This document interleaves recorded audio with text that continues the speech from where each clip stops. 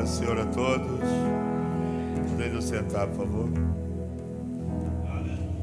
Jesus é bom, maravilhoso.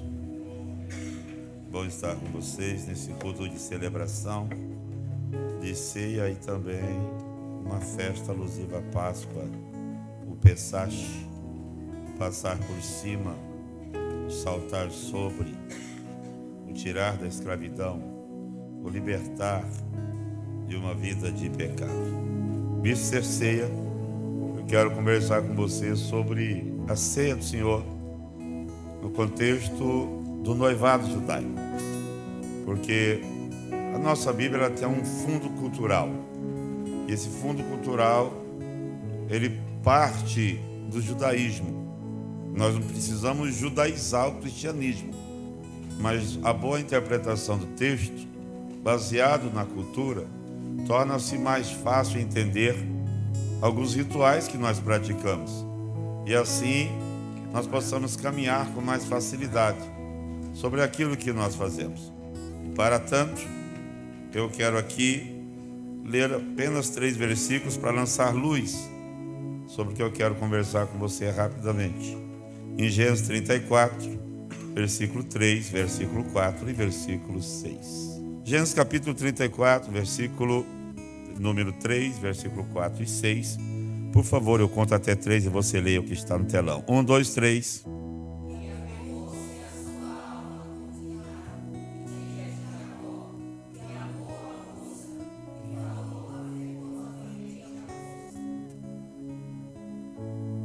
Pode ler?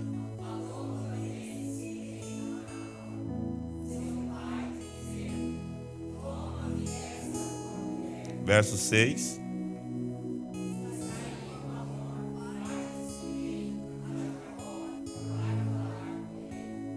O que nós acabamos de ler é um texto que fala sobre a formalização de um noivado.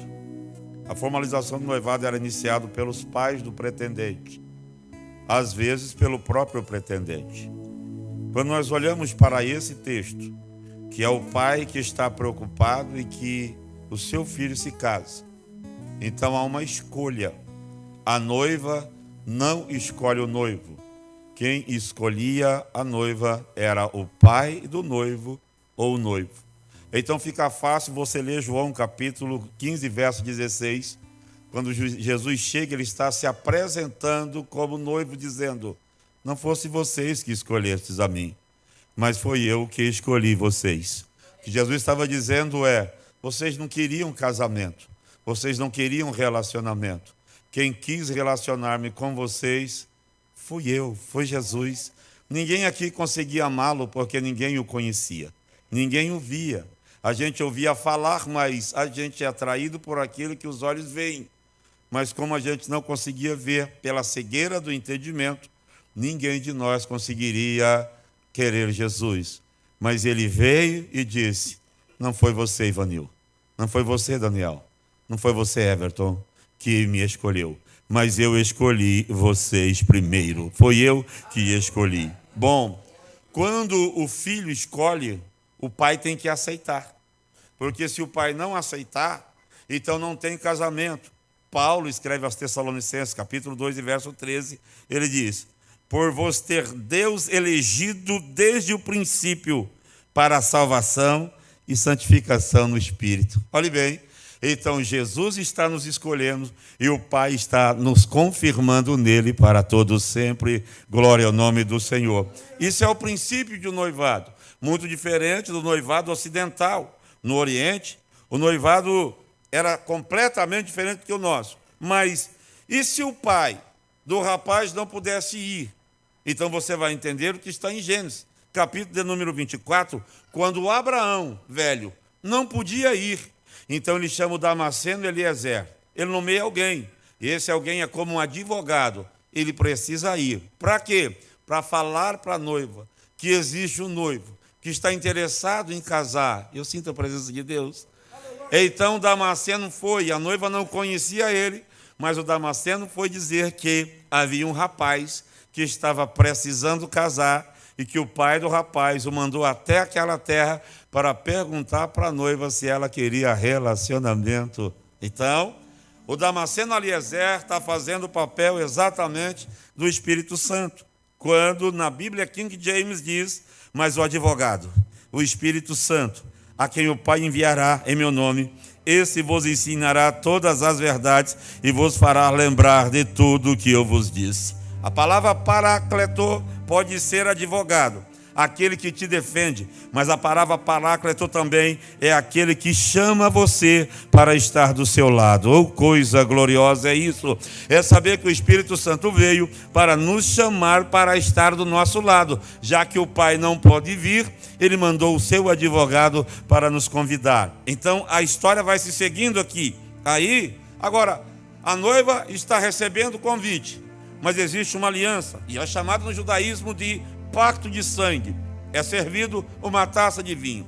Qual é o sinal que a noiva quer casar? Ela precisa pegar o vinho e beber. Se ela recusar o vinho, ela está recusando o casamento. Então veja bem, uma menina com 12 anos de idade não poderia recusar o convite. Ela só poderia recusar com 18. Mas, se a mais velha com 18 anos não quisesse casar, então a mais nova poderia aceitar o casamento. Aí você entende por que Israel está fora e a igreja está dentro. Vocês não entenderam? Deixa eu desenhar. Israel é a filha mais velha. Deus queria que ela se casasse com Jesus. Ela recusou tomar o vinho, mas a noiva mais nova aceitou beber do vinho e foi convidada para a mesa.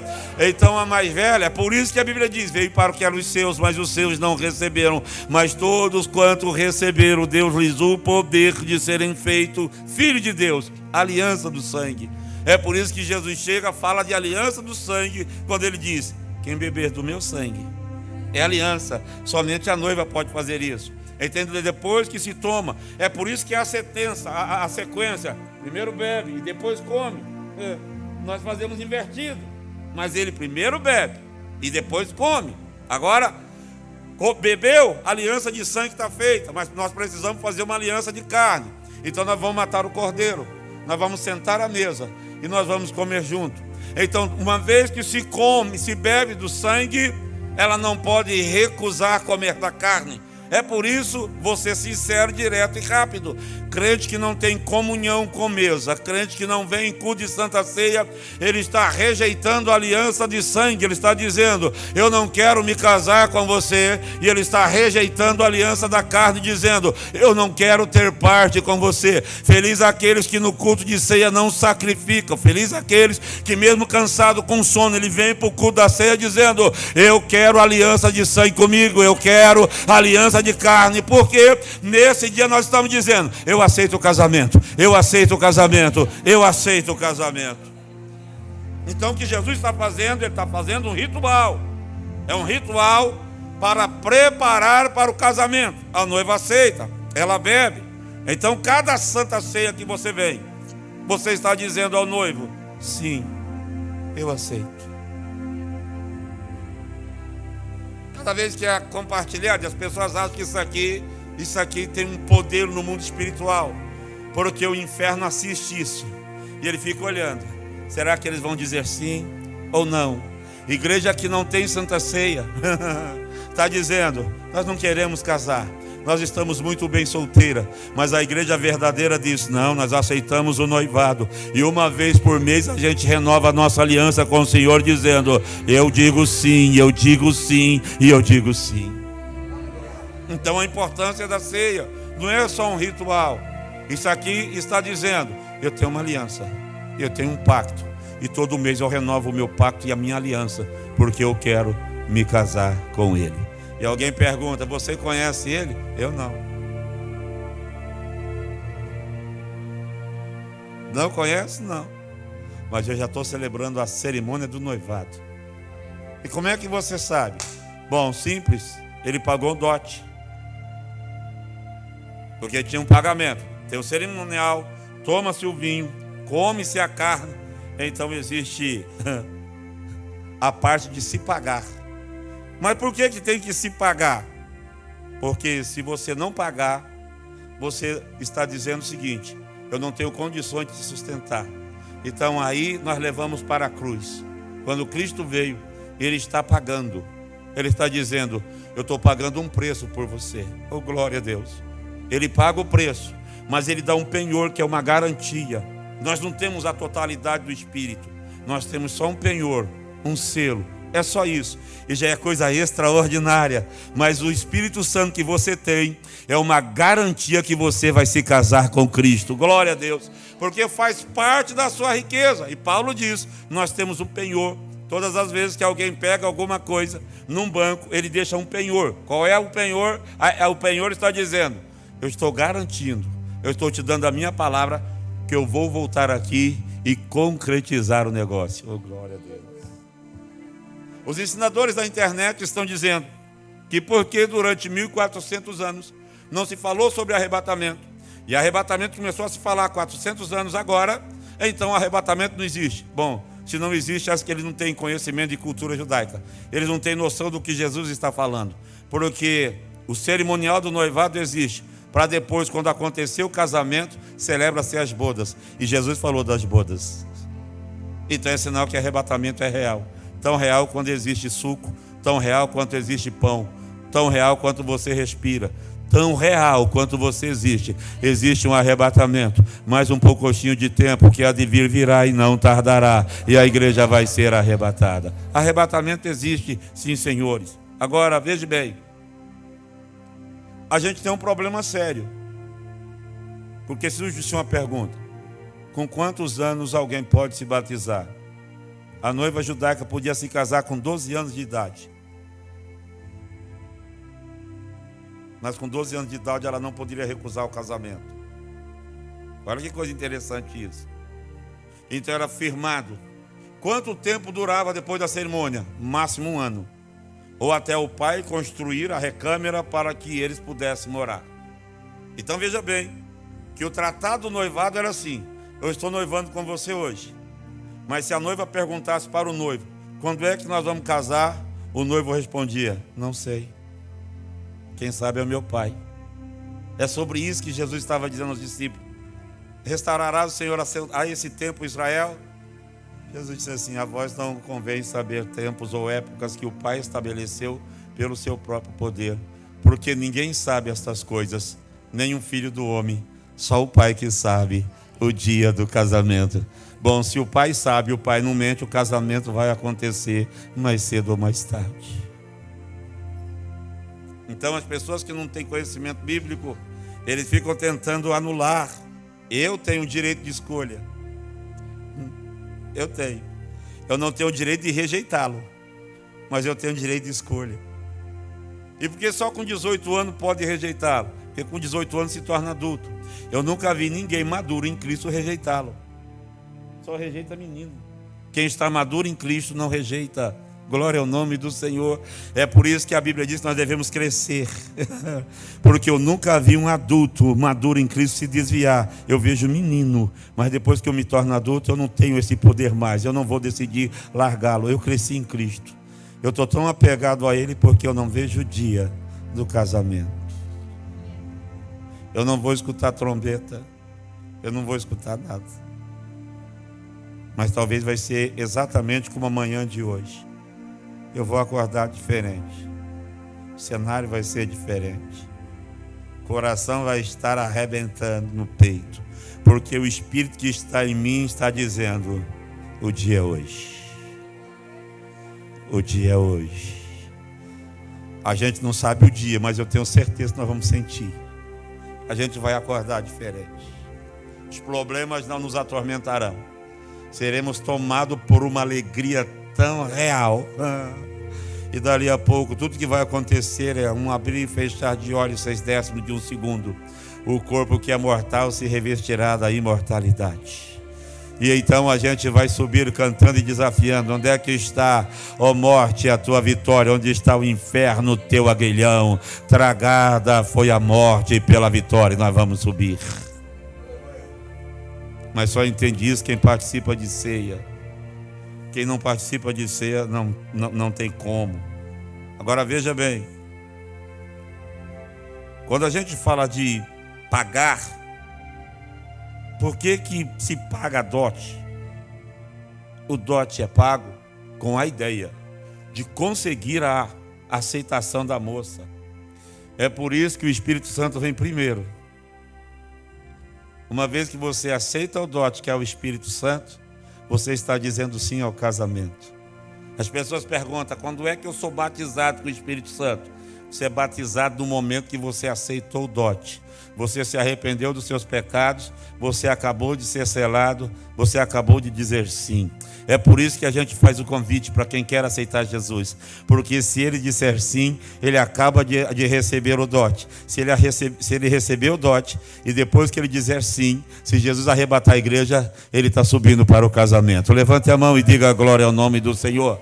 Essa é a importância de se pregar o Evangelho, porque as pessoas precisam entender o dote é necessário para conseguir a aceitação da moça. Por isso que Eliezer primeiro deu os presentes e depois perguntou, você quer? Por isso que casamento e ceia não se dá na hora que se converte. Ceia se dá depois que se converte. Por quê?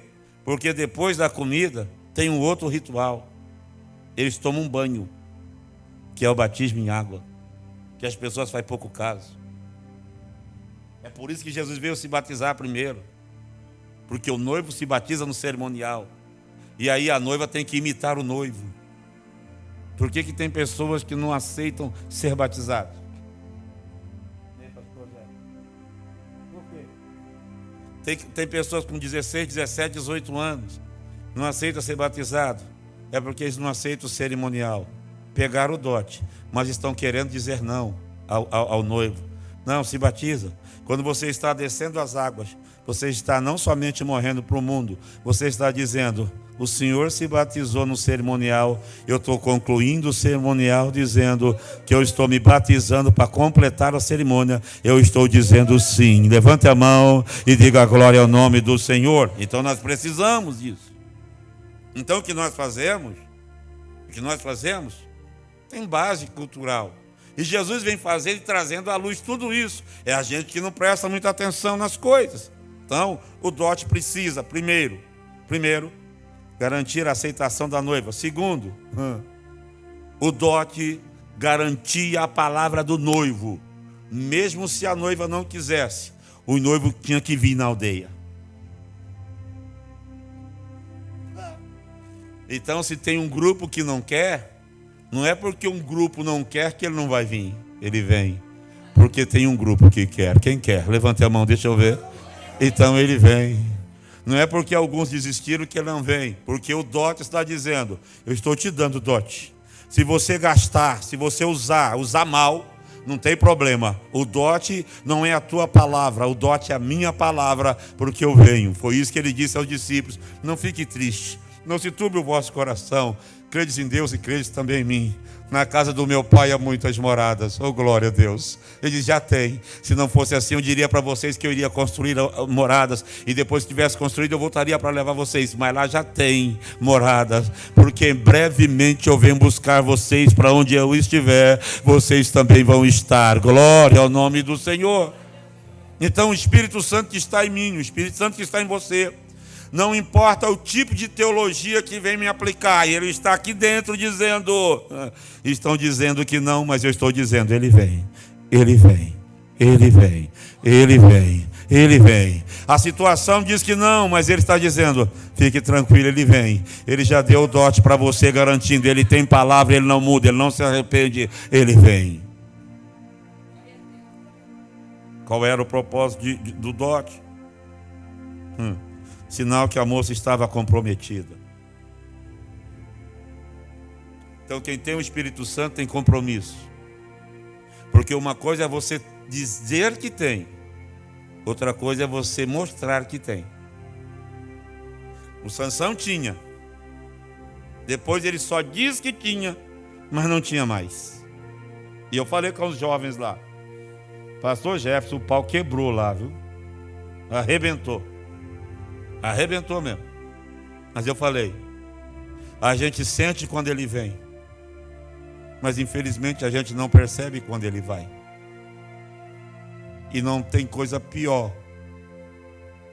do que mentir para nós mesmos e falar que temos, mas negamos as eficácias das nossas ações. Porque uma coisa é você dizer que tem, outra coisa é a evidência da sua vida e do seu caráter atestar que você tem. Então, o dote é dizer: eu estou comprometido. Então o mundo me convida, eu digo: não posso ir. Por quê? Porque eu tenho um compromisso com alguém já. Ô glória!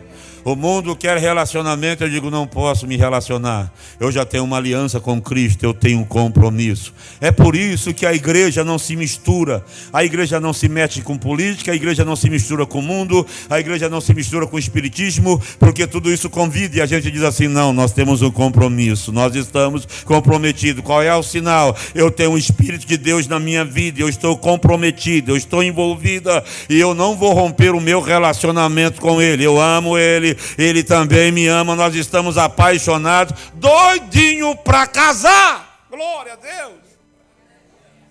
Então nós precisamos disso. Deus nos deu esse poder de dizer não.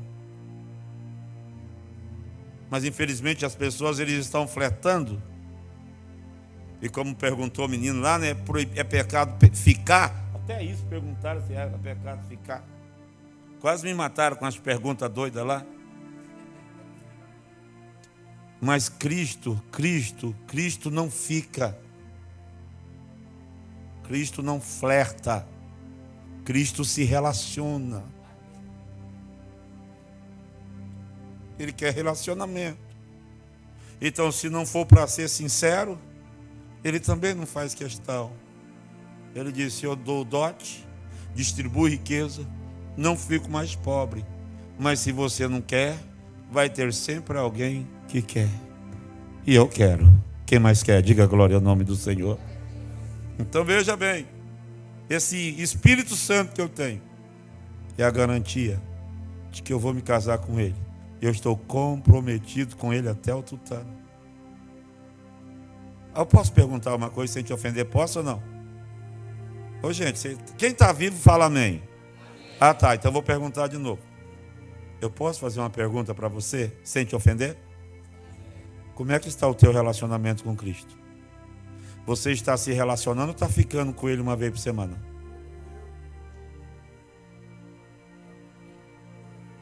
Você está se relacionando com Ele ou você está ficando com Ele uma vez por mês no dia de ceia? Você está se relacionando com Ele, você só fica com Ele uma vez, só no domingo. Você está se relacionando com Ele ou você fica com Ele quando a água bate no nariz ou quando a corda põe no pescoço? Aí você diz: eu vou dar uma ficadinha com Ele durante uma semana, quando a coisa melhora eu volto. Jesus não fica, Jesus se relaciona. Relacionamento é 24 horas. Você vai dormir e acorda pensando nele. Isso é quem ama faz isso. Então vamos parar de ficar e vamos nos relacionar, porque relacionamento produz fruto para a glória do Senhor. Glória a Deus. Agora, a cerimônia aconteceu. Então existe o tempo da preparação. É isso que nós estamos fazendo. No tempo da preparação, a noiva precisa arrumar damas para ali acompanhar. Aí você vai para 25 de Mateus, mas não vou me prender que eu já vou parar aqui. Mas nessa preparação, a noiva coloca um véu no rosto. Ela vai preparando o seu enxoval. Por quê? Porque ela sabe: eu não posso deixar para preparar enxoval quando o noivo vir. Porque quando ele vem, ele só passa e me leva. Ele não fica.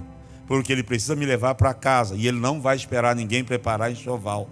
Então veja bem, a igreja precisa estar literalmente pronta.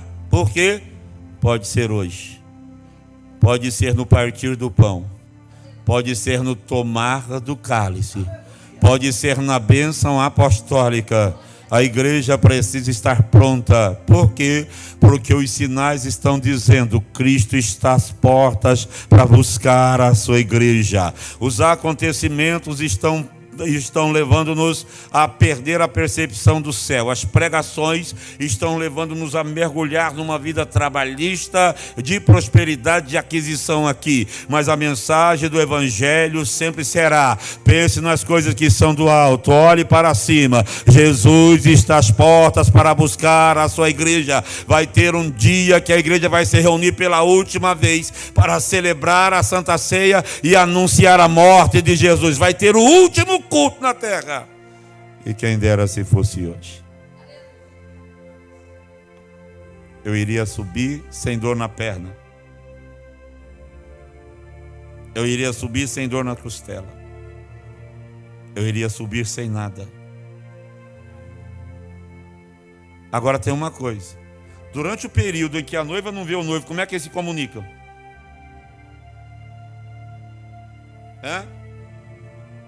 Correspondência. E qual é a nossa correspondência? A nossa correspondência ela é tão secreta que tem dia que você não sabe nem o que dizer. Aí você dobra o seu joelho e a Bíblia diz assim: nós não sabemos orar como convém, mas o Espírito intercede por nós com gemidos inexprimíveis. A nossa correspondência é assim, a gente não consegue vê-lo, então a gente manda a correspondência. A gente dobra o joelho e fala. Aí dali a pouco ele vem e fala, vem a correspondência, porque eu falei ontem à noite, eu disse: se Deus ficar em silêncio é porque você está em silêncio. Agora, enquanto você estiver falando, a correspondência vai e a resposta vem. A correspondência vai e a resposta também vem. Então a noiva se reúne. Tem gente que acha muito 3 cultos, domingo, terça e quinta. Tem gente que acha demais, mas tem gente que acha é pouco, que ele quer mandar carta todo dia e falar todo dia com o amado. Eu vou mandar uma correspondência aqui, vou esperar chegar. É por isso que a oração não é fast food. Você manda a correspondência e espera a resposta vir. E a resposta certamente vem. Mais cedo ou mais tarde ela vem. Então precisamos. Nós temos um carteiro. É o Espírito Santo, que pega até as lágrimas. Imagine a cena, num dia qualquer, num culto qualquer. Porque a última cerimônia antes das bodas era exatamente o batismo. E o batismo era realizado exatamente um dia antes das bodas. Então o dia que você se batizou, falta só um dia para você se casar. É que um dia para o Senhor é como 1000 anos, e 1000 anos como um dia. Então está tão pertinho. Agora imagine a cena. O pai dá ordem ao filho: está na hora do casamento.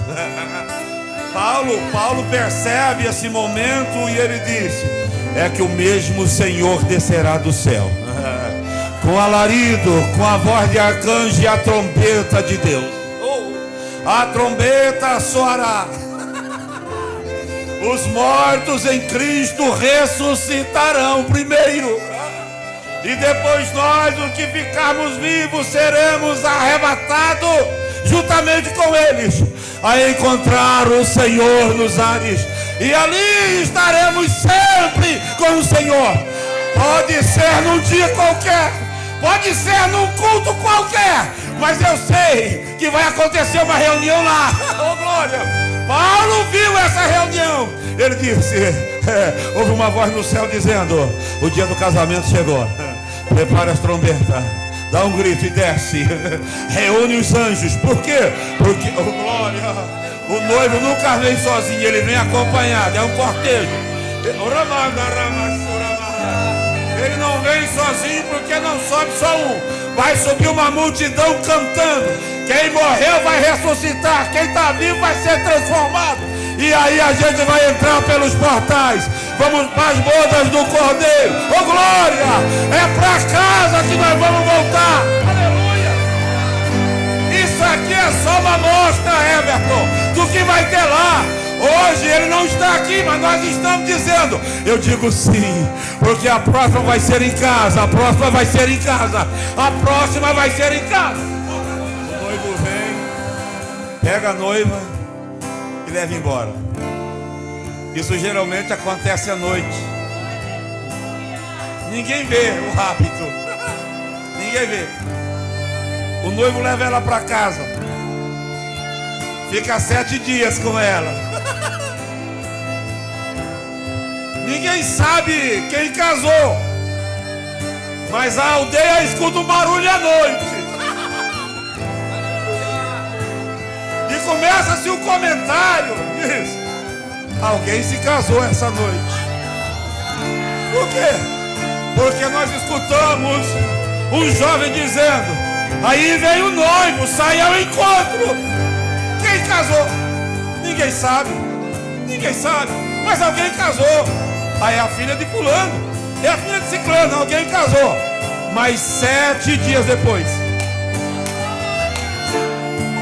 então o noivo volta para a aldeia para apresentar à cidade a noiva que ele escolheu. Zacarias viu. Zacarias disse: eis aí vem o Senhor, comeria, dizimiria dos seus santos com ele. É a igreja. O pessoal fica perguntando: qual é a igreja que vai ser? Qual? Depois de 7 anos da grande tribulação, o noivo descerá no Monte das Oliveiras com a igreja para apresentar ao mundo. Todo mundo vai estar vendo quem casou. Glória ao nome do Senhor. Eu imagino a cena do noivo chegando para a noiva e dizer: obrigado por me esperar.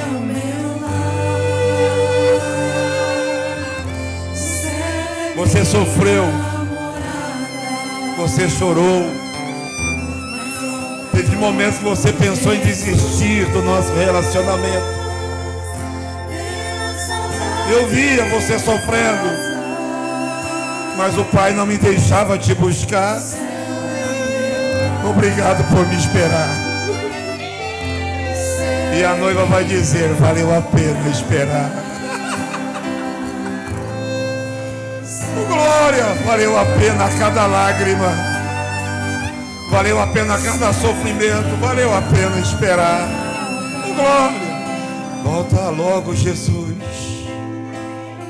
Feche os seus olhinhos, feche. Está difícil, tá? Ele está vendo. Mas o Pai não deu a ordem para ele vir buscar ainda.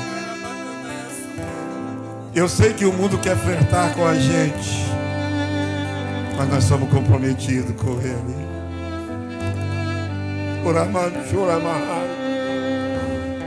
Já teve vezes que você pensou em largar tudo e ir embora. Mas quando você pensa nisso, o penhor está na sua vida, o Espírito Santo, o Consolador, dizendo: aguenta mais um pouco, vale a pena. Ele não disse que a espera seria fácil, não, mas aguarda um pouco. Pessoas vão dizer tantas coisas que ele não vai vir, que ele trocou você. Vale a pena esperar. Feche os seus olhos. Nesse fundo musical, eu tenho uma saudade do céu tremenda. Eu quero ver a face dele.